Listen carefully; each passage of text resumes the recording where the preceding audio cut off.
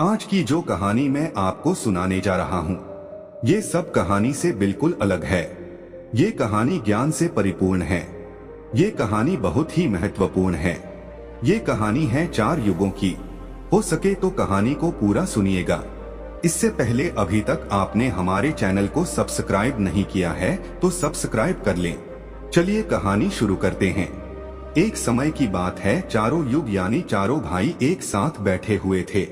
तब आपस में चारों में वाद विवाद होने लगता है। सतयुग, त्रेता, द्वापर और कलयुग, चारों एक साथ बैठे हुए विवादों में उलझने लगे। सबसे पहले सतयुग कहने लगा कि अरे मूर्खों, तुम सब मुझसे छोटे हो, तुम मेरी बराबरी कैसे करने लगे।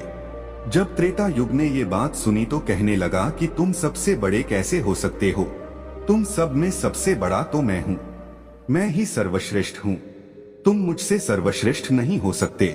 तब तक द्वापर युग बोल उठा कि तुम सर्वश्रेष्ठ कैसे हो सकते हो, तुम सभी में श्रेष्ठ तो मैं हूँ, तुम्हारा श्रेष्ठ होने का तो प्रश्न ही नहीं उठता। तब तक कलयुग कहने लगा कि तुम तीनों श्रेष्ठ बन रहे हो, परंतु हकीकत तो जानते ही नहीं, वास्तविकता में श्रेष्ठ तो मैं हूँ। इस तरह से चारों युग आपस में झगड़ने लगे।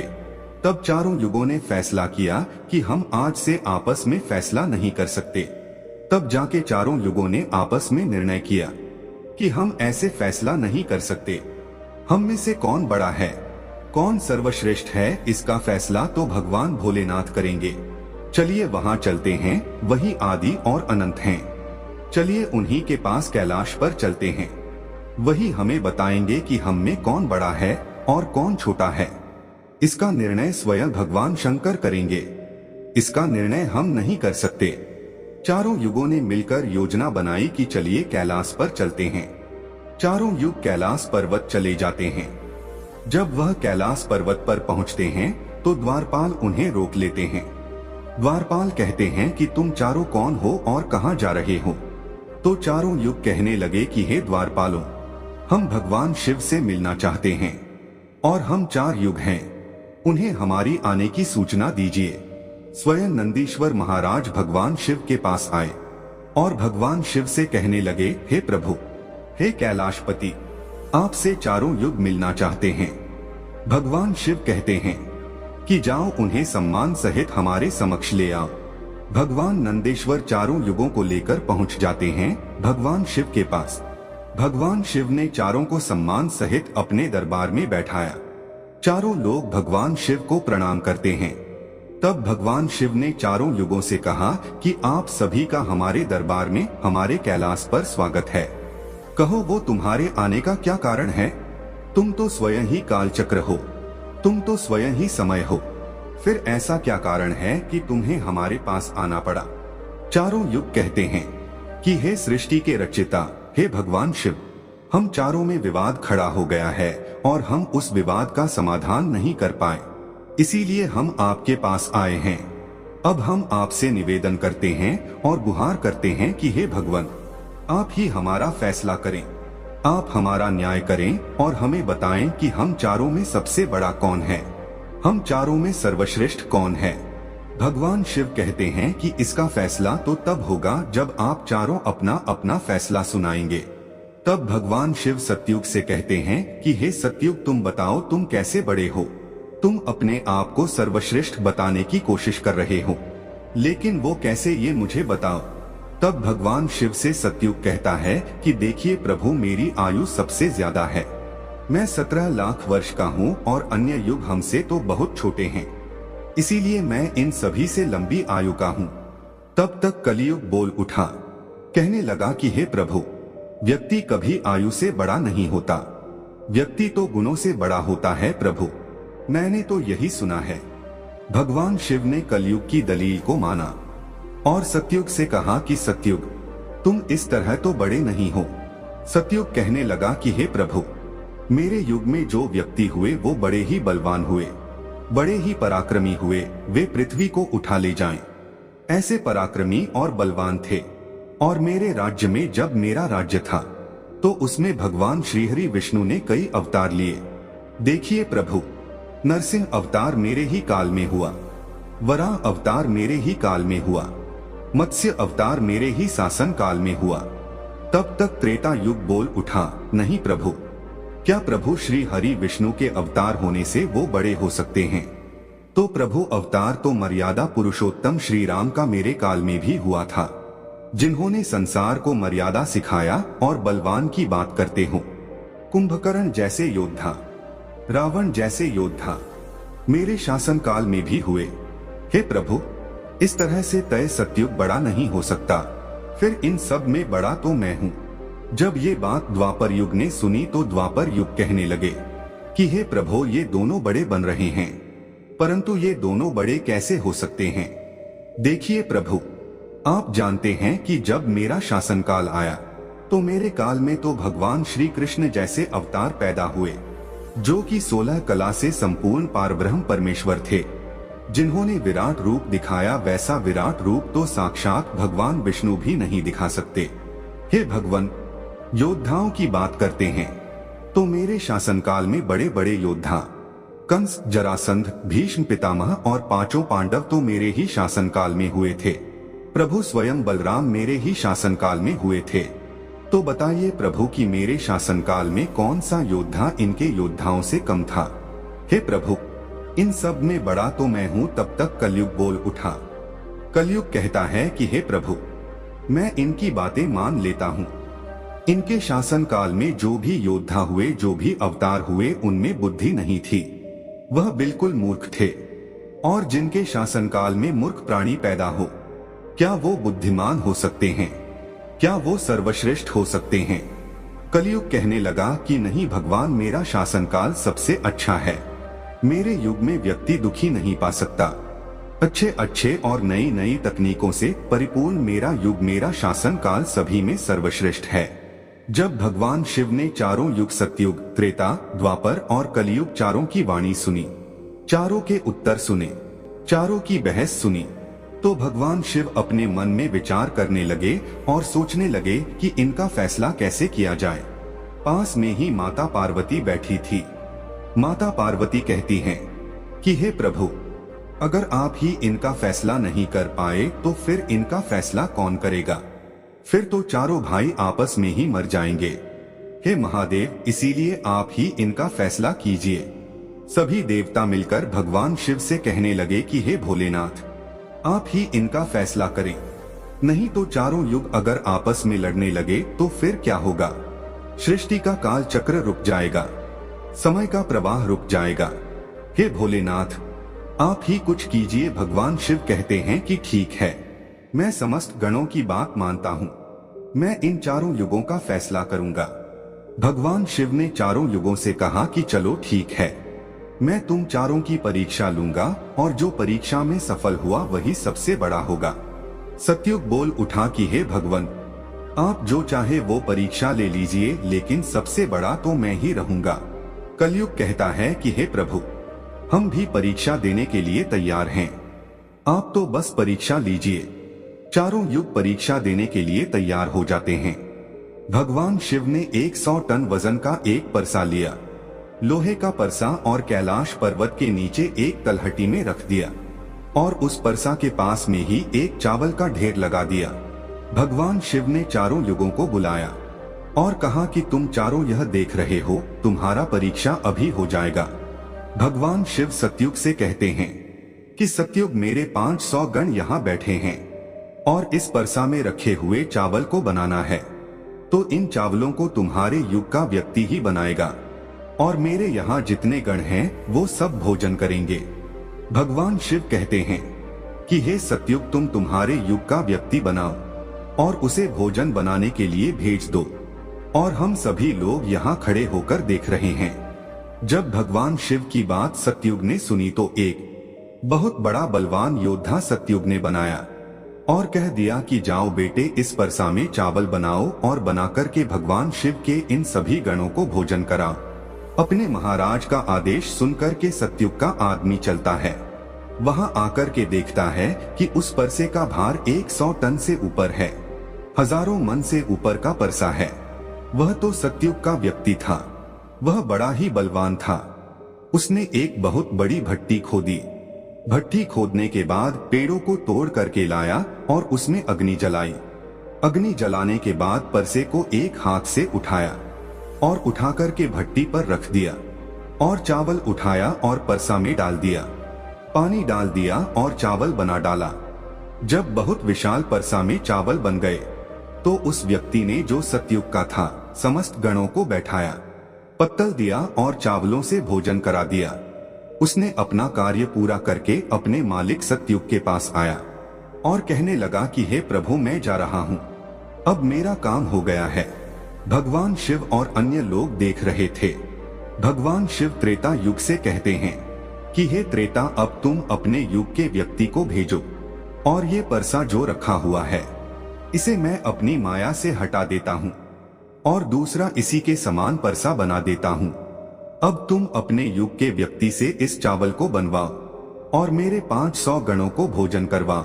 तो त्रेता युग ने कहा कि ठीक है प्रभु, जैसी आपकी आज्ञा।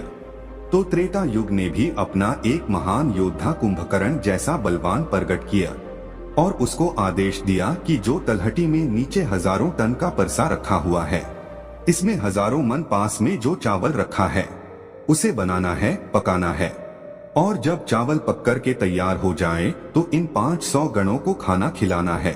त्रेता युग का व्यक्ति भी बड़ा ही बलवान था। वह चलता है, उस परसे के पास आया, पास में एक भट्ठी खोदी और उस परसा को दोनों हाथों से ताकत लगाई और उठाकर के भट्ठी पर रख दिया और ऊपर से रखने के बाद अग्नि जलाई और अग्नि जलाकर उसमें चावल डाला, पानी डाला, चावल पक करके तैयार हो गए। उस त्रेता युग के व्यक्ति ने उस परसा से निकाला और निकाल करके जितने भी भगवान शिव के गण थे उन सबको खाना खिलाया और भोजन करने के बाद सभी गण वापस कैलाश पर्वत पे आ गए। भगवान शिव ने फिर अपनी शक्ति से उस परसे को समाप्त कर दिया। भगवान शिव द्वापर युग से कहते हैं कि द्वापर, ये दोनों युग अपनी अपनी परीक्षा दे चुके हैं, अब तुम्हारी बारी है। देखिए, इतना ही बड़ा परसा उस तलहटी में तुम्हें दिखाई दे रही है और हजारों मन चावल रखे हुए हैं और तुम्हें मेरे 1500 गणों को भोजन कराना है। द्वापर युग कहने लगा कि ठीक है प्रभु, आपकी जैसी इच्छा। मैं पूरा प्रयत्न करूंगा कि मेरे युग का जो व्यक्ति है आपके सभी गणों को खाना खिला सके। द्वापर युग ने भी एक भीम जैसे अवतार वाला बड़ा ही ताकतवर बलवान व्यक्ति को बनाकर के खड़ा कर डाला और उससे कहा कि जाइए, देखिए तलहटी में परसा रखा हुआ है, वहां रखे परसे में उस चावल को बनाना है और बनाकर इन सभी गणों को भोजन कराना है। वह व्यक्ति अपने प्रभु से कहता है कि ठीक है प्रभु, जैसी आपकी आज्ञा। द्वापर युग का व्यक्ति चलता है, उसने देखा कि परसा तो कुछ आकार में बड़ा है, उठाने में ताकत लगानी पड़ेगी, परंतु उसने भट्ठी खोदी और लकड़ियों की व्यवस्था की और उस परसे को दोनों हाथों से उठाया और उस परसे को अपना पूरा दम लगाकर दोनों हाथों से उठाया, क्योंकि उसे सतयुग और त्रेता युग के व्यक्ति उठा सकते थे, तो उसे बहुत ताकत लगानी पड़ी। पूरी ताकत लगा के उसने उस परसा को उठाया और उठाकर के जैसे तैसे खींच खाच कर उसे भट्टी बना दिया। नीचे अग्नि लगाई, उसमें चावल डाल दिए और जब चावल पक गए तो वही तरीका उसने भगवान शिव के सभी गणों को भोजन कराया।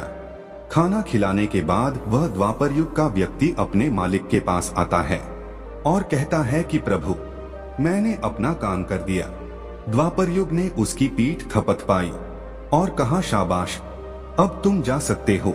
अब भगवान शिव कहते हैं कि हे कलियुग, अब तुम्हारी बारी है। परसा तुम देख रहे हो, उसका वजन कम नहीं होगा, उसका वजन उतना ही रहेगा, हजारों टन। लेकिन जब तुम्हें परीक्षा देनी है, तुम मानने को तैयार नहीं थे कि तुम सबसे छोटे हो, लेकिन तुमने तो माना नहीं। तुम्हारे आदमी की आयु भी मात्र 100 वर्ष है, जबकि अन्य युगों की आयु सबसे अधिक होती है। सतयुग की आयु 1 लाख वर्ष होता है, त्रेता युग में 10,000 वर्ष होती थी और द्वापर युग में 1000 वर्ष होती थी, और ये कलयुग तुम्हारे शासनकाल में तो मात्र 100 वर्ष ही है और तुम्हारा आदमी भी छोटा है। जब भगवान शिव की बातें कलयुग ने सुनी तो कलयुग कहता है कि प्रभु ठीक है, मैं आपकी बात मानता हूँ, लेकिन आप पहले ही मुझे इस तरीके से हताश मत कीजिए। प्रभु, आप तो एक न्यायकर्ता है, आप तो एक जज हैं, सबको मौका दिया जाए। परीक्षा के लिए आप मुझे भी परीक्षा देने का मौका दीजिए। हम भी परीक्षा देकर देखेंगे।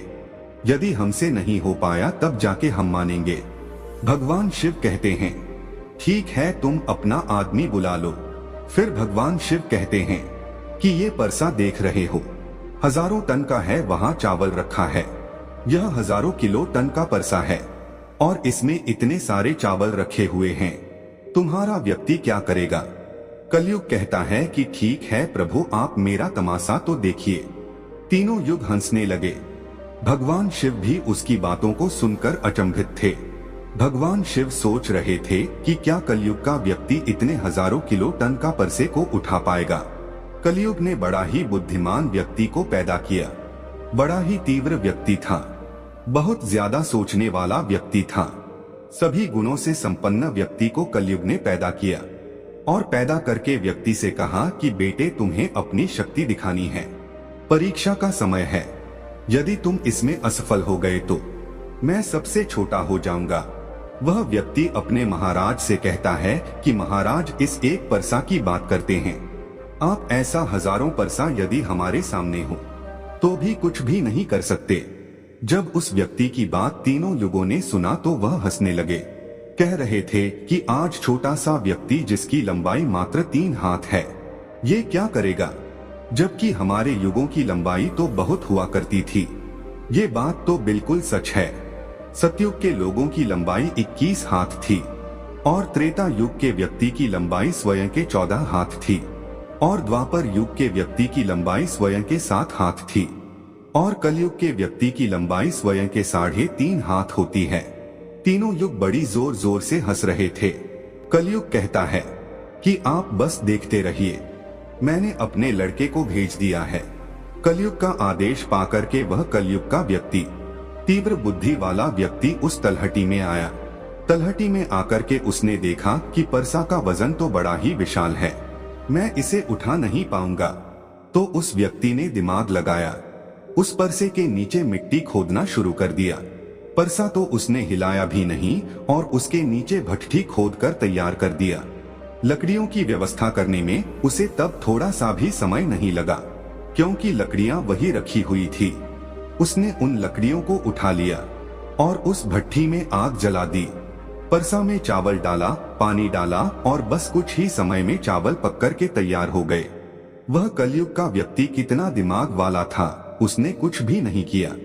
परसा के नीचे भट्ठी खोद दी और उसमें आग जला दी। चावल को डाल दिया और चावल में पानी डाला और चावल पक भी गया। जब चावल पक गए तो भगवान शिव के गणों को एक कतार में बैठा दिया। उन गणों से कहा कि आप मेरा साथ दें और इन चावलों को आपस में परोस दीजिए। भगवान शिव के 4 विशाल गण चलते हैं और उन चावलों को बाल्टियों में भर भर के सभी गणों को परोस दिया। तब कलयुग कहता है कि अब आप सब भोजन कर सकते हैं। भगवान शिव के सभी गण खुशी खुशी भोजन करते हैं। कलयुग का मनुष्य उन 4 शेष बचे गणों को भी भोजन कराया। भोजन कराने के बाद उस परसे को साफ किया और परसा वही छोड़ दिया और उसका काम पूरा हो गया। वो अपने महाराज कलयुग के पास आया और आकर के कलयुग से कहा कि हे प्रभु, मैंने आपका काम कर दिया है। कलयुग बहुत खुश था। वह उसका पीठ थपथपाता है और कहने लगा, वाह शाबाश, आपने मेरी लाज रख ली, आपने मेरी परीक्षा पास कर ली। भगवान शिव और तीनों युग देख करके अचंभित रह गए। कलयुग कहने लगा कि हे भगवान शिव, अब आप निर्णय कीजिए कि हम में से बड़ा कौन है। भगवान शिव मन में विचार करने लगे और सोच करके जवाब दिया। भगवान शिव कहते हैं कि मैंने तुम चारों की परीक्षा देखी।